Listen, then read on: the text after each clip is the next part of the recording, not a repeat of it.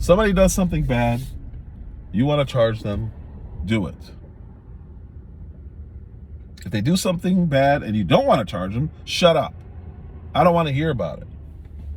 But this just going after people, I want to see results.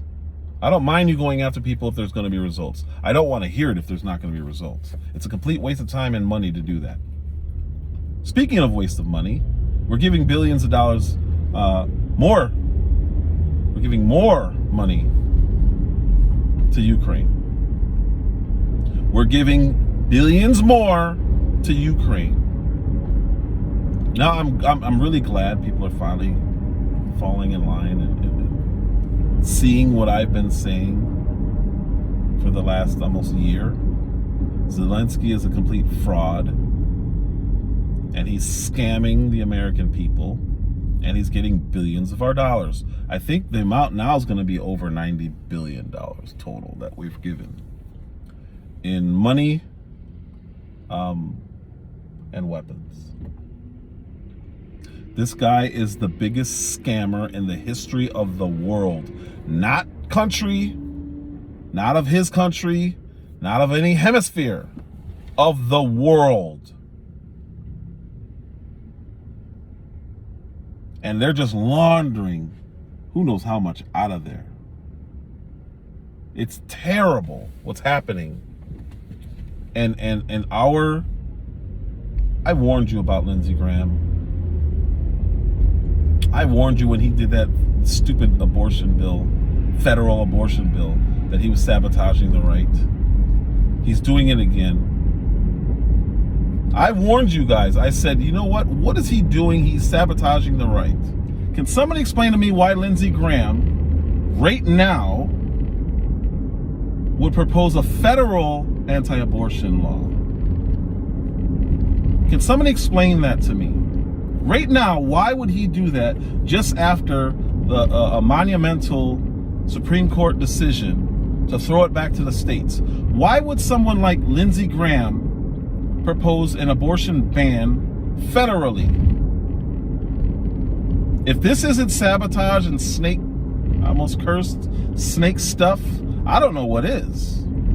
Why would you even bring that up? That's not an issue on the right anymore. Let the states decide. That's what we've wanted this whole time. We get it, and you propose something that you know is going to galvanize the left. You knew that was going to galvanize the left. He purposely put out a legislation that has no chance. No one's gonna vote for it. It's not even going to be allowed on the floor. But he proposed it so that the left would get upset and galvanize their vote. Why would a Republican do that right now? Say he really believed that. Why now? Why right before the midterms would you do that? Who's going to benefit from that other than the left? He makes the whole left mad again and say, see, we told you they were going to try to ban abortions. When all these years we were like, we're not trying to ban abortion, we're trying to give it back to the states. He did it on purpose to promote the left so he can keep the status quo. That's who Lindsey Graham is. Guess what galvanized the left votes in this past midterm? Take a guess. Single women and abortion. Because this guy decided that he was going to put out a federal abortion ban bill at a really random time, a couple months after the Supreme Court made a decision to send it back to the states. And he confirmed everything that the left feared. When we're like, no, it's not going to happen. Every state's going to do what they're going to do. Then this idiot jumps out and does that. Anyway, now he's out there with signs about Ukraine. Picture, I want to tell you something. There's bipartisan support. We're here to say to President Zelensky, we're behind you. This weekend, Congressman Adam Schiff of Burbank met with Ukrainian President Zelensky in Kyiv. He traveled there with House Speaker Nancy Pelosi. So I knew a lot about him, but it's one thing to know a lot about something. It's another to sit down with them. So you guys spoke for 3 hours. What'd you talk about? What'd he say? What'd you say to him? The first hour and a half was basically sitting around a conference table and going over, okay, this is what we need. Volodymyr Zelensky Slava Ukraina. And then we moved into another room and had dinner and continued the conversation. It was all work. I mean, it wasn't making small talk. Was your wife or family kind of concerned about you going? You know, I couldn't really tell my family where it was going. Not even your wife? Well, you know, I want to begin by thanking President Zelensky for his passionate message this morning. I listened to it in the private residence, and he was convincing and significant speech. We love Ukraine. He probably wears a Ukrainian sticker or a pin on his jacket. Full-on warmonger. Lindsey Graham should not, I don't know how he's still in Congress. Well, I do, full corruption. But this guy, all he wants is war, and he wants, I won't say chaos in government. He wants to go back to the norms. But this guy is, he's a terrible human being. He really is. And I'm not saying that because he disagrees with me. I'm saying that because he wants war. That's not a disagreement. When you call for an assassination of another country's president, that's not a good person. Like, instead of saying, I think Putin should be held accountable for his war crimes, and I think he's a murderer, and I think he's an evil person, blah, blah, blah, blah, blah. That's fine. I have no issue with that. But when you call for their assassination, I wonder what your motives are. Because then you're not asking for the person to answer for their crimes. You're trying to shut them up and get rid of them. That's what Lindsey Graham is doing. And he's parading around with all the Democrats talking about bipartisan support for war. And we're not in the war. We're not supposed to be in the war. Zelensky's over there swimming in cash, piles of cash. And that the cash is surrounded by all the weapons we gave him. There's that actual cash and weapons cash. And we're gonna keep sending more. Did you see that idiot? I think it was Millie on TV, and he just kept saying, this ain't ending anytime soon. We're gonna do this as long as it takes. We're meeting today as Russia continues to target Ukraine's civilians and bombard its energy grid. But Russia's deliberate cruelty only deepens our resolve. Russia could end this war today. Russia could put an end to it right now. But they won't. They're going to continue that fight. They're going to continue that fight into the winter as best we can tell. And we, the United States, under the direction of the President and the Secretary of Defense, we will continue to support Ukraine for as long as it takes to keep them free, sovereign, independent, with their territory intact. As long as what takes? When is it over? Say Putin dropped dead today. Does that mean it's over? Is that how long it takes? Or will we have to figure out who's going to take charge of Russia and make sure that another crazy person doesn't get in office? What does that have to do with us? What does as long as it takes mean? Because it sounds to me like forever. It sounds to me like Millie is saying, we're going to do this until I say it's okay to leave Russia or Ukraine. And you don't have that power, sir. You shouldn't even be saying that we're going to do this as long as it takes. You're not an elected official. You don't have the right to say that. We're going to be there as long as it takes. We're going to do whatever it takes. What's the goal? What's the end goal? What are we working towards there? Because again, if Putin's dead, is that the end? Do we then leave and leave a international superpower without a leader? Talk about vacuum. Some military person's going to step in. Like, what does as long as it takes look like? When can we celebrate and say, all right, we're out of there, and not have it end up worse than Afghanistan, where we leave billions of dollars in cash and in weapons there too. Run, run, retreat. Why are we still giving money to this con man, this actor? He's great at acting like being a leader. But leaders, we can see when somebody's fake and they're not real leaders. It doesn't take much. He's a fraud. There's no reason for him to dress like he dresses. I heard Candace Owens bring this up. It's pretty funny. Why can't he wear a suit? It's not like he's in an active war zone. If Ben Stiller can get there, if Sean Penn can get there with a big hunk of gold, it's not very dangerous where he's at. Wear a suit.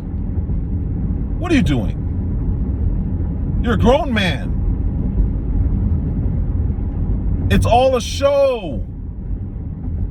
I'm glad she's coming around because she's giving a big voice and saying what I've been saying since day one. This guy is a fraud. And I will reference the videos of me saying this guy is a fraud. And we're giving billions of dollars that we could be using here. And we could damn near have the whole country fixed with not the whole country. Urban America could be damn near fixed with $90 billion. And we're sending it to this guy. Urban America could be damn near fixed. All schools can definitely be secured with that $90 billion. Instead, we're sending it to another country and we're trying to get everyone to rally around it. And we know there's problems here. Why am I paying someone else's rent when I'm behind? I'm behind on my rent. How can I help somebody else pay their rent? What are we doing? We're protecting their borders. While we have we have an actual invasion going on here. But more and more people are saying, you know what? Not a dime. No more of this. We're not doing it. Lindsey Graham. Yay. Hip, hip, Ukraine. Hip, hip, Ukraine. Absolutely not. No more. No more. And he's up for election when the nationals happen. He's got to go. Here's the problem with these guys. No matter what happens, they're going to double, triple, quadruple down, quintuple down on this. How far can I go? Says tuple. I don't know how to go. I don't know much further than that. Anyway, they're going to, no matter what happens, they want to send money to Ukraine. That's where you know something's wrong. That's where you know we have a problem with corruption. Because Zelensky tried to start World War III. Now, listen, and I'm being very serious here. Because I did a video when that idiot, when the old senile man said that we could be on the brink of Armageddon. I made a video where I went off about that because it's insane to talk about that. And that's where I said that is enough. We need to force Zelensky to the table. Actually, you know what? I said this. I think we should force Ukraine to the negotiating table. That's it. It's enough. We will not lose this. We will not lose that. Yeah, you will. You should have already. My tax dollars are paying for you to survive. You're not winning. They keep acting. They're coming up against a much, much more resilient Ukraine. No, they're not. They're coming up against the United States and our support. They've killed 40 to 80,000 Russians. No, they haven't. We have. Ukraine is doing nothing. They're doing what anyone would do in their situation. They're fighting for their homes. Got it. But they don't have that ability without my tax dollars. And I don't want to deal with that. I don't want to pay for that. I don't think it's right. I really don't. I don't think it has anything to do with us. I don't think we have a single interest that anyone can point to me and say, yeah, we really need to support this. So Poland had something hit. I don't know if it was a drone, a plane. I don't know what was hit. It may not have been anything. A missile landed in Poland, and I just know it killed a couple farmers. And immediately, they started blaming Russia and Putin. And Zelensky just started calling everybody, saying, hey, it's time. The time has come. We need to get rid of Putin. He seized on an opportunity like a scavenger, like a vulture, like a raccoon, and he tried to start a world war. That should be it. $0 go back to that guy, because here's the problem with this. He was wrong, and it was his people who did it. And that leaves open the door for, hey, was that on purpose? And if it wasn't, say it was an honest mistake. Say he had no idea and he genuinely thought Putin did it. When he found out that he was wrong, he doubled down. He doubled down and still wanted us to get involved and attack Putin. So even when you're wrong, you still want World War III. That is a scary human being, and that is somebody not worthy of 1 penny of mine. Not one. Because it's worse than that, because our government officials pushed it. Yesterday, we saw reports of a deadly explosion in Poland near its border with Ukraine. And whatever the final conclusions may be, the world knows that Russia bears ultimate responsibility for this incident. Our media pushed it. The AP release, they fired the guy who initially started the story. Could have been a mistake. Doesn't matter what it was. It was a terrible mistake. Okay, you're fired. You're done. So everyone who doesn't know how to be journalists, all they do is they take the AP stories and they just throw it up on their websites and in their papers, and they quote AP because they can't do news on their own. And this guy tried to start World War III. And a few days later, Lindsey Graham's out there, yay, Ukraine, Ukraine. Absolutely not.